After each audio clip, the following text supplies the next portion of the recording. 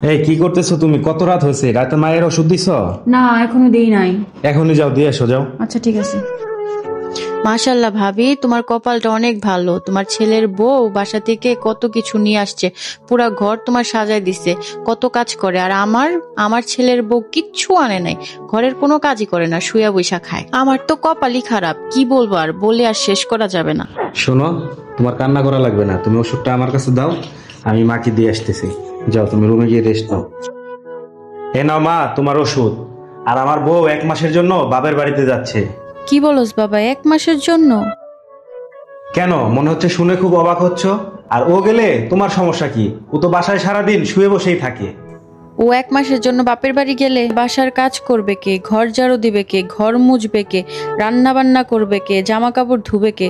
তার মধ্যে আমার বাতের ব্যথা, 3 বেলা ওষুধ না দিলে আমি খাবো কি করে? আমার হাত পায়ে মলম মালিশ না করে দিলে আমি তো হাঁটতেই পারি না। আচ্ছা মা, ওর যদি এতই প্রয়োজন হয় এই বাসায়, তাহলে ওর নামে এত বদনাম করে তুমি কি সুখ পাও?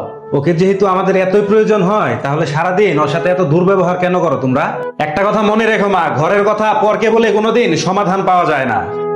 আর একটা কথা মা, তুমি তোমার ছেলেকে বিয়ে করিয়ে এই বাড়িতে ছেলের বউ আনছো, কোনো কাজের বেটি না। সারাক্ষণ বউয়ের দোষ গুণ বিচার করা এবং বউয়ের নামে কুটনামি করা শাশুড়ির ছেলেও যদি হয় মায়ের অন্ধভক্ত, তাহলে সেই বউয়ের জীবন হয়ে ওঠে জাহান্নাম।